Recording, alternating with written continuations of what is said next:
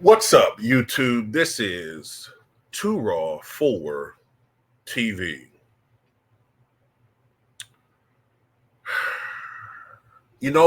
Whenever I'm wrong, or at least I feel like I'm wrong, I'm going to admit it. Y'all, my family on here. I know we don't always agree on everything, and that family doesn't agree on everything. But I got love for you guys, and I hope you have love for me.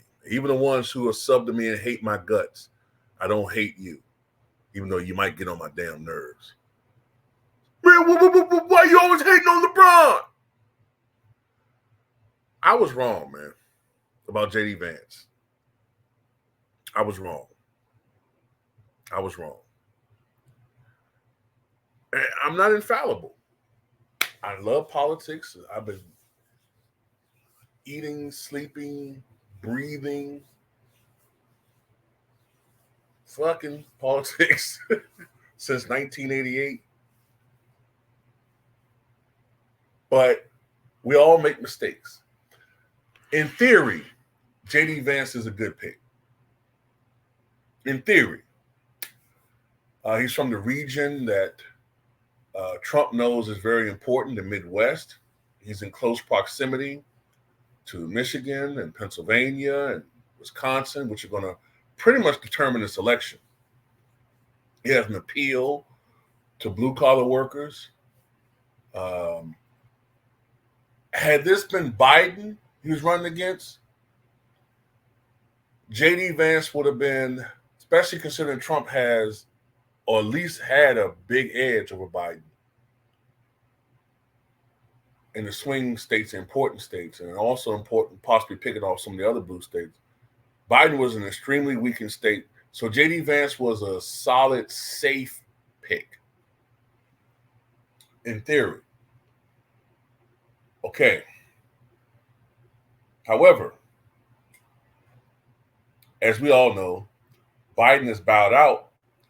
Kamala Harris is now the standard bearer for the Democratic Party.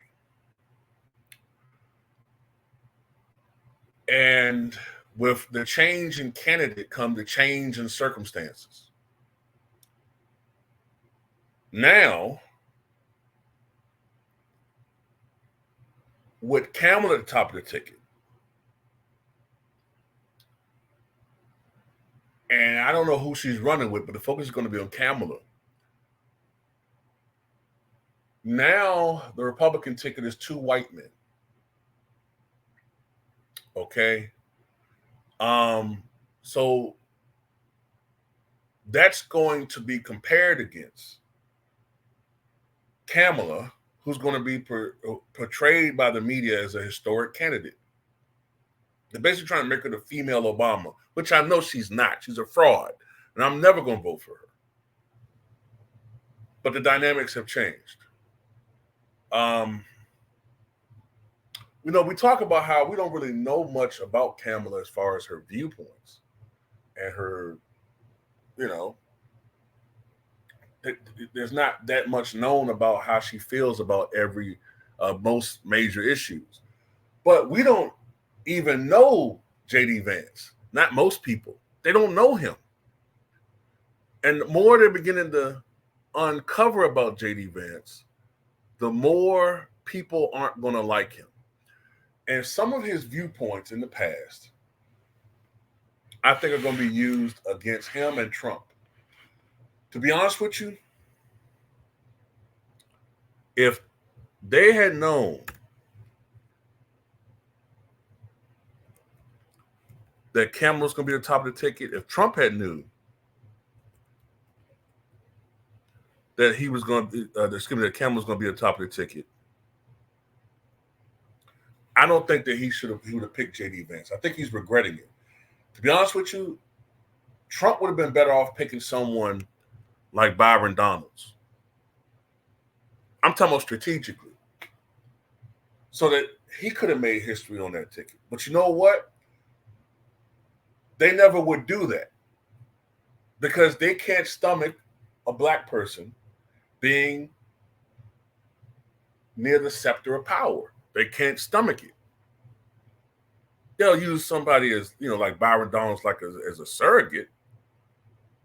But to actually have him be that close to a heartbeat, a cheeseburger, a McDonald's Big Mac away from the presidency, they can't stomach it. And what the Republicans are doing now, after I said Trump had been running a strong campaign, even though he's a weak, relatively weak candidate. By weak, I mean he's a former president, but he's very divisive. He's toxic. But he's running against a weakling, a pipsqueak in Biden at this point. Biden is nowhere near the semi-force he was before. But now you're running against Kamala. Now you're running against supposedly history. She's raising records amounts of money.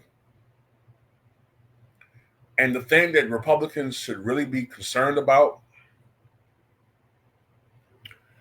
is there does seem to be some level of excitement on the Democratic ticket. Not for me. I don't give a shit about this woman. I think she's a fraud. But I'm a realist, and I can see there's excitement there. And if you know anything about elections, high turnout in presidential elections usually favor Democrats. When there's a low turnout, it favors Republicans. We see that in the midterms. Usually in the midterms, when the turnout is lower, you tend to see older people vote. That crowd tends to be whiter, more conservative. And that's why oftentimes in midterms, Republicans have good nights. But election night, especially elections where the turnout is really high, 1960, 1992, 2008, 2012, 2020. When the turnout is really high, Democrats have a good shot at winning. So even though Kamala to me is not fit for the presidency, I'm just one person out of possibly who's going to be 175 million people are going to vote this election, possibly somewhere around that number. J.D. Vance seems to have an issue with adults who don't have children. What the fuck is his obsession with that? This guy came out 3 years ago and said that parents who have children should be able to cast their ballots for their children as well as themselves, as opposed to adults who don't have children, because parents who have children are more invested in this country, have more stake, and somehow are more American. I was just talking about this with a friend of mine. That right there is indicative of the old Southern plantation mentality, where the argument used to be with aristocratic plantation owners. Well, I tell you, I should be able to cast votes not just for myself, but for my slaves. They're 3/5 of a person, according to the Constitution, so they should still be able to cast a ballot. They're my property. They're human beings, though, so I should be able to vote for them. So I own 50 slaves. So that should be 30 votes. So that should be 31 votes, myself and my 30 slaves.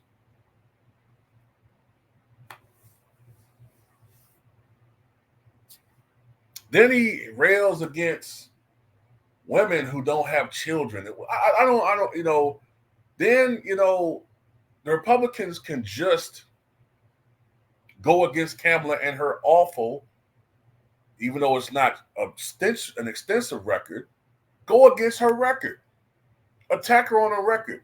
But these racist pieces of you-know-what, they cannot help themselves, and they are already just going at her from a racial angle. Remember, with Obama, this stuff was for the most part kept to a minimum until Sarah Palin got on the ticket on McCain, and then you started seeing that creeping up more and more.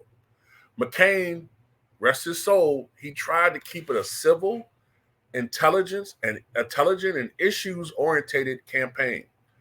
Sarah Palin gets her stupid ass on the ticket, and she dumbs it down to hillbilly hick, low IQ, single cell organism issues, like, or my country gonna be taken over by a Muslim.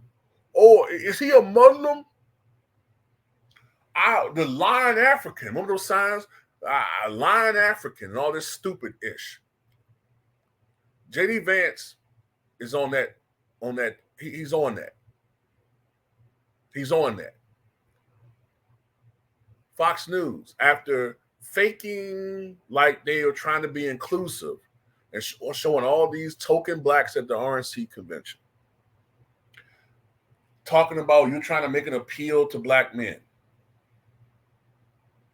Now all of a sudden, DEI, affirmative action, all these racial tropes, low IQ blacks, and that stuff right there is going to cause Donald Trump to blow the biggest lead and to create the biggest choke job since 2016 Warriors. Remember, that Cavaliers team came back from a 3-1 deficit.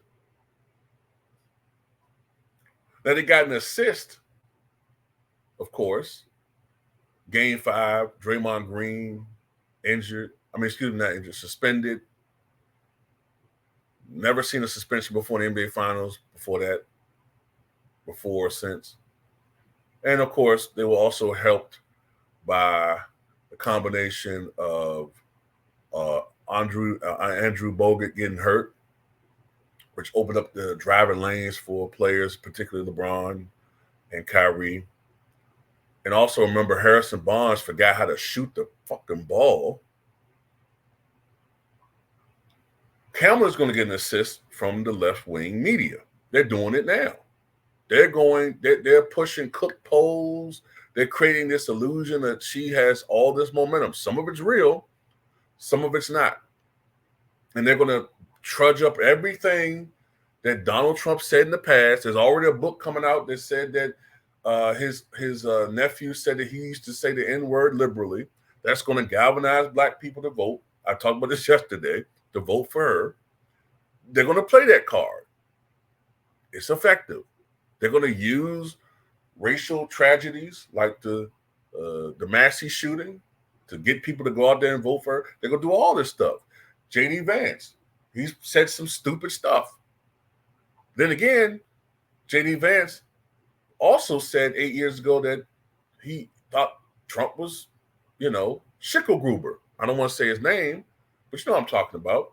The chancellor of Germany that had a irrational hatred toward the small hats, Schicklgruber, he equated Trump to him. Said he was a danger to the country. Now all of a sudden, you're kissing his butt. That seems to be like a guy that's willing to say anything to get the power. They're planting the same card that doesn't work anymore. It doesn't work. This is no longer a 90% Caucasian country anymore. It doesn't work. And no matter how much they keep trying to fake like they are trying to become the new Republican Party, every time they show themselves to be the same old racist party. So if there's any real, forget all these buck dancers that defend everything they do. I'm talking about if there's any black person that's considering voting for them, that rhetoric, it turns them off. So they say, you know what? I'm not rocking with Kamala. I'm not voting for her at any circumstances. I can't vote for you either, man. Even if I was considering voting over there, I'm not down with this. No, I have too much racial pride to vote for you. So I'm gonna either sit this out on the couch or I might vote third party RFK Jr., Cornel West. So if they lose on election day, it's because of that. It's because of that. It's because of that.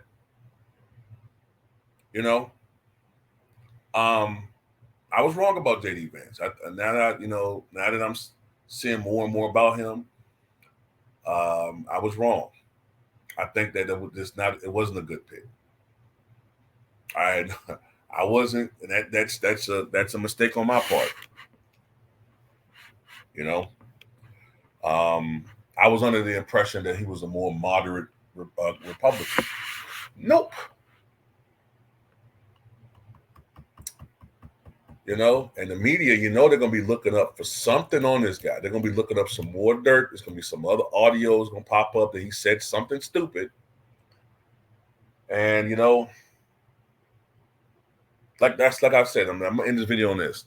The Trump campaign was designed and they were primed and prepared to go up against Biden. But now they got to throw that playbook away and start over from scratch with Kamala. And no matter how you do it or how you say it, when you also keep attacking, you know, her on a sexual tip, Fox News called her the hot tour girl. No matter how much I think that's funny and true, women are going to be pissed off about that. Women are very sensitive about their sexuality. And when you start shaming women on that tip, see, it's one thing for sisters to come out and vote for her record numbers. But if Trump somehow loses white women, then he's going to lose.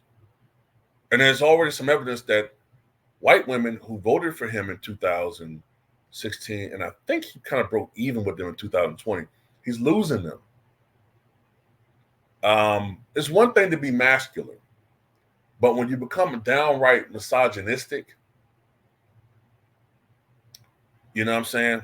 That's going to be a problem. Anyway, that's just my take on this. Tell me what you guys think.